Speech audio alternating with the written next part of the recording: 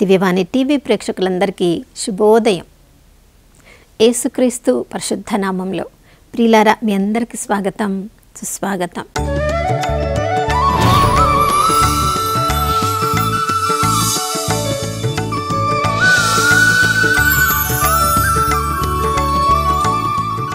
గడిచిన దినమంతా కాచి కాపాడిన దేవునికి మనసారా వందనాలు తెలియచేద్దాం. ప్రియులారా, నమ్మదగిన దేవుడు, విశ్వసనీయుడు ఈ నూతన ఉదయంలో మనందరిపై నూతనంగా తన ప్రేమను, కరుణను కుమ్మరించారు. పరంపరంగా ఈరోజు అంతా కూడా ఆయన ప్రేమ మనకు అందుబాటులో ఉంటుంది.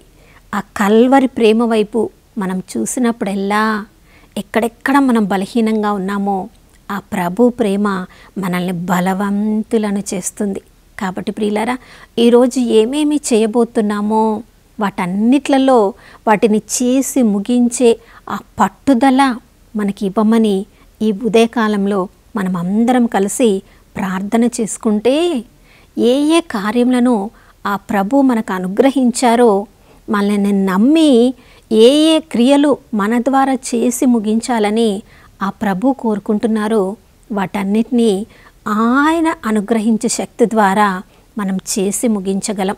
కానీ మనం చేయవలసిన కార్యములను మనము చేయడానికి ప్రయత్నించకుండా ఉన్నప్పుడు ప్రియులారా, ఉపదేశకుడి గ్రంథము 10వ అధ్యాయము 10వ వచనంలో మనం చదువుతున్నాము.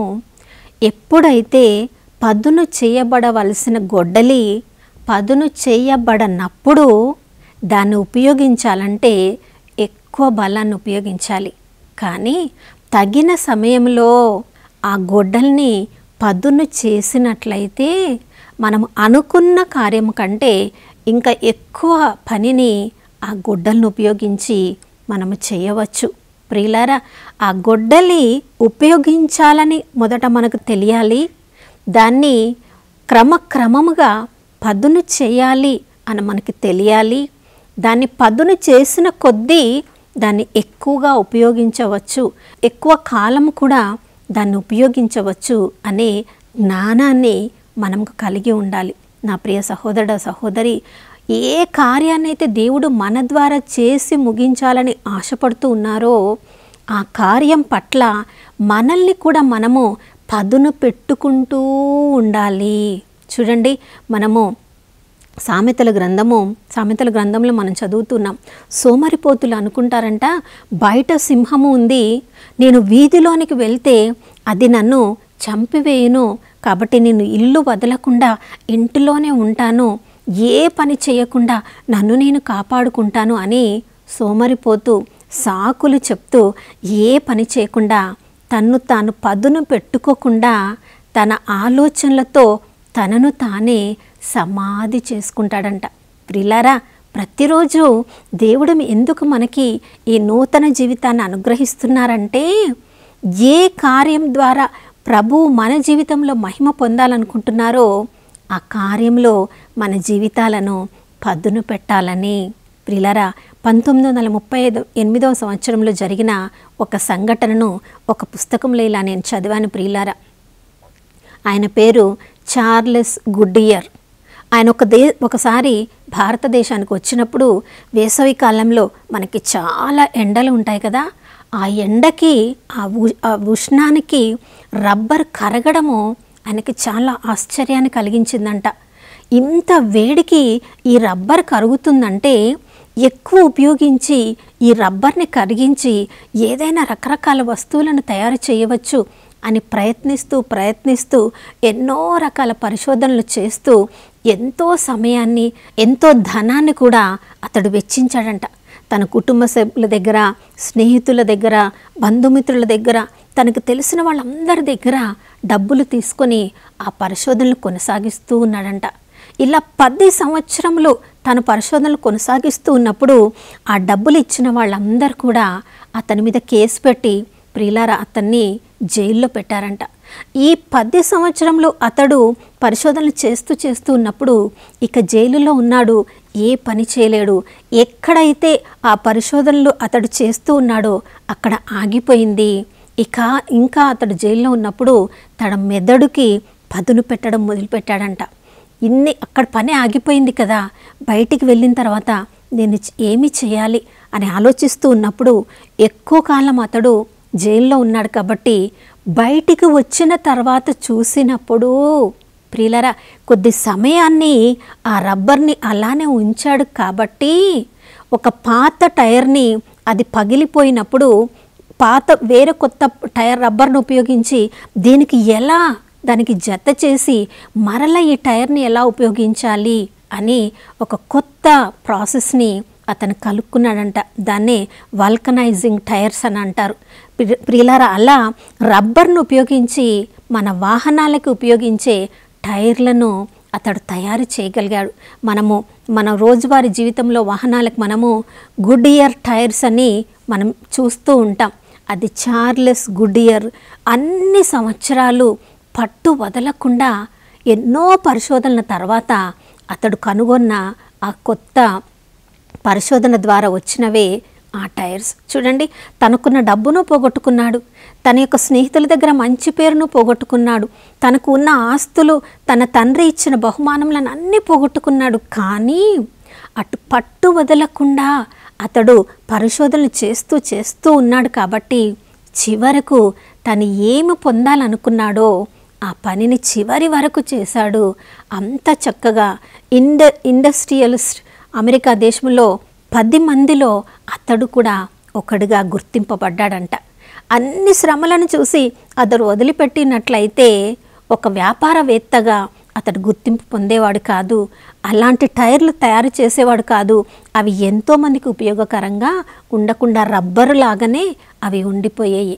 నా ప్రియ సహోదరుడు సహోదరి, మనందరి జీవితంలో కూడా ప్రతిరోజు వాక్యము ద్వారా మన జీవితాలకు మనం పదును పెట్టుకుంటే, ఉదయం లేవగానే బైబిల్ గ్రంథాన్ని తెలిసి ప్రభు ఆ రోజు ఏ వాక్యము ద్వారా మనతో మాట్లాడుతున్నారు, ఏ యొక్క ఉపమానము ద్వారా మన జీవితాలను సరిచేసుకోమంటున్నారు, ఏ యొక్క బైబిల్ గ్రంథంలోని వ్యక్తిని చూపించి వారి జీవితంతో మన జీవితాన్ని పోల్చి ఎక్కడ మన జీవితంలో మనం కూడా మొద్దుబారిపోతూ ఉన్నామో వాటిని సరి చేసుకోవడానికి, పదును చేసుకోవడానికి ప్రతిరోజు ప్రభు మనకి అవకాశం ఇస్తూ ఉన్నారు.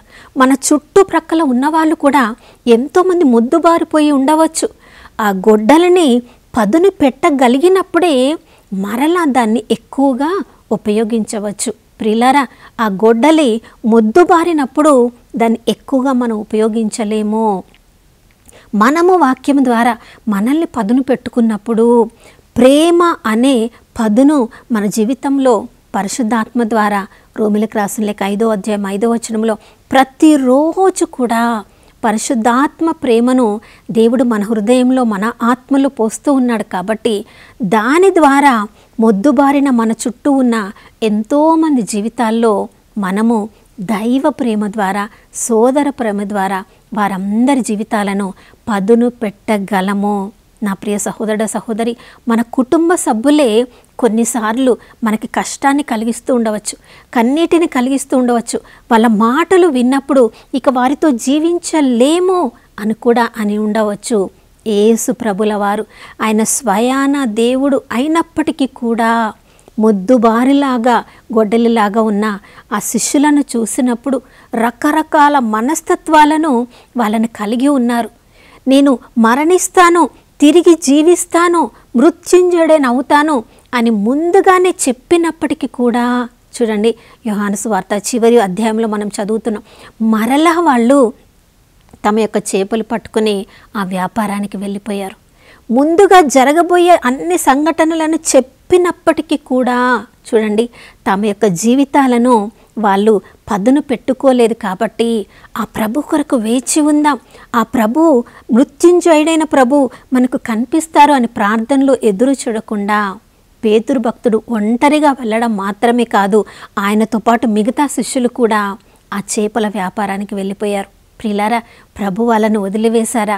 నేను ఇంత చెప్పినా వీళ్ళు నా మాట నమ్మలేదు, నా కొరకు వేచి ఉండలేదు, ఇక వారితో నాకు సంబంధం లేదు అన్నారా? ప్రియులారా, అలా అనకుండా మరలా తన శిష్యులను వెతుక్కొని వాళ్ళు ఒక్క చేప కూడా పడకుండా ఉన్నప్పుడు మీరు ఇటువైపు వేయండి అని ఎక్కడ చేపలు పడతాయో వాళ్ళకి ఆ యొక్క చేపల వ్యాపారాన్ని వాళ్ళు జీవితమంతా అదే పనిలో ఉన్నప్పటికీ ముందుకు కొనసాగలేకపోయారు. ప్రభు వారికి అందులో కూడా మెలకువలు నేర్పించి వాళ్ళు చేపలు పట్టుకొని ఒడ్డునకు వచ్చినప్పుడు వాళ్ళు ఆకలితో ఉన్నారు కాబట్టి, రాత్రంతా కష్టపడ్డారు కాబట్టి మంచి అల్పాహారాన్ని వారికి సిద్ధం చేసి చూడండి మరలా వాళ్ళతో మాట్లాడుతున్నారు. సిమోను కుమారుడవేనా పేతురు, నువ్వు నన్ను ప్రేమిస్తున్నావా, నన్ను ప్రేమిస్తున్నావా, నన్ను ప్రేమిస్తున్నావా అని అడుగుతూ ఉన్నప్పుడు ఆయన యొక్క జీవితానికి పదును పెడుతూ ఉన్నాడు. తన ప్రేమను అతని హృదయంలో కుమ్మరించి, నా కొరకు జీవిస్తావా, నా కొరకు నిలబడతావా, నా యొక్క సంఘాన్ని నీ మీద కట్టబోతున్నాను, దాన్ని నడిపిస్తావా అని అడుగుతూ ఉన్నారు. నా ప్రియ సహోదర సహోదరి, ఆ రోజు పేతురు భక్తుని అడగడమే కాదు, ఈరోజు మనందరినీ కూడా ప్రభు అదే ప్రశ్నను అడుగుతున్నారు. నా కొరకు నీ కుటుంబాన్ని ప్రేమిస్తావా, నా కొరకు నిన్ను ద్వేషించే వాళ్ళని ప్రేమిస్తావా, నా కొరకు నీకు ఇష్టం లేని పరిస్థితిలో నిలబడాల్సి వచ్చినప్పుడు నువ్వు నిలబడతావా, నిన్ను నీవు దేవుని ప్రేమతో పదును పెట్టుకుంటావా అని ఈరోజు ప్రభు మనందరినీ కూడా ఆహ్వానిస్తున్నారు. ప్రియులారా, ఈ లోకంలో జన్మించి జీవించిన ప్రతి ఒక్కరిలో ప్రతి క్షణము కూడా నిర్ణయం తీసుకునవలసి ఉంటుంది. గొడ్డలిలాగా మొద్దుబారిపోయినట్లు ఈ లోక ప్రకారం జీవించి అందరిలాగా మరణించవచ్చు, లేదా ప్రతిరోజు తనను తాను తగ్గించుకొని మనల్ని మనము త్యజించుకొని మన సిలువని ఎత్తుకొని ఆ కల్వరి ప్రేమను మనలో నింపుకొని ఆ ప్రభువు చూపించిన దారిలో మనము కూడా నడవడం ద్వారా, మన జీవితాలను పదును పెట్టుకోవడం ద్వారా ఎంతోమందిని రక్షణలోనికి నడిపించవచ్చు. మరి ఇలా ఈరోజు ప్రభు ఇచ్చే మన జీవితానికి పదును పెట్టుకోవడానికి, అభిషేకంతో పదును పెట్టుకోవడానికి, వాక్యం ద్వారా పదును పెట్టుకోవడానికి మనందరికి ప్రభు నూతన జీవితాన్ని ఈరోజు అనుగ్రహించారు. ఈ గొప్ప అవకాశాన్ని ఉపయోగించుకుందాం. ఎంతోమంది జీవితాల్లో సమృద్ధిగా జీవించడానికి మనం ఈరోజు కారకులమవుదాం. అటువంటి కృపను మనందరికి అనుగ్రహించిన దేవాతి దేవునికి వందనాలు చెప్దాం. ప్రార్థనలో ఏకీభవించండి. పరిశుద్ధమైన దేవానికి స్తోత్రములు తండ్రి. ప్రభా, సిలువ మరణము వరకు అయ్యా దేవుని చిత్తాన్ని నిలబెట్టాలని అయ్యా మిమ్మల్ని మీరు దేవుని చిత్తంలో పదును పెట్టుకుంటూ ప్రభా చివరి శ్వాస ఉన్నంత వరకు తండ్రి వీరు చేయునదేమో వీరు తెలియక చేస్తున్నారు అని మమ్మల్ని అందరినీ మన్నించారు. కాబట్టే ఈరోజు అయ్యా మీ ద్వారా పరలోకపు తండ్రికి మేము అబ్బా తండ్రి అని పిలవగలుగుతున్నాం. ప్రభా, మీ ద్వారా పొందిన అదే అభిషేకాన్ని ప్రతిరోజు ఆ వాక్యంను చదవడం ద్వారా పొందే అభిషేకంతో మా జీవితాలకు, మా మనస్సులకు, మా శరీరాలకు మేము పదును పెట్టుకుంటూ అయ్యా సత్యములో జీవించడానికి, ఆ సత్యమే మమ్మల్ని స్వతంత్రులను చేయును. కాబట్టి ప్రభా, సత్యానికి సాక్షులుగా ఉండడానికి మా అందరికీ నూతన కృపను, అనుగ్రహాన్ని ఈ ఉదయకాలంలో మాకు దయచేయమని యేసయ్య పరిశుద్ధ నామంలో అడిగి వేడుకొనిచున్నాం తండ్రి, ఆమేన్. అవును ప్రియులారా, సత్యము స్వతంత్రులను చేయును. ఆ సత్యమే మన జీవితంలో దేవునిలో పదును పెట్టునుగాక. మరొక నూతన శుభోదయంలో మనం అందరం కలుసుకునే వరకు దివ్యవాణి టీవీని వీక్షిస్తూ ఉందాం. ఇమ్మానుయేలు, దేవుడు మనతో ఉన్నారు.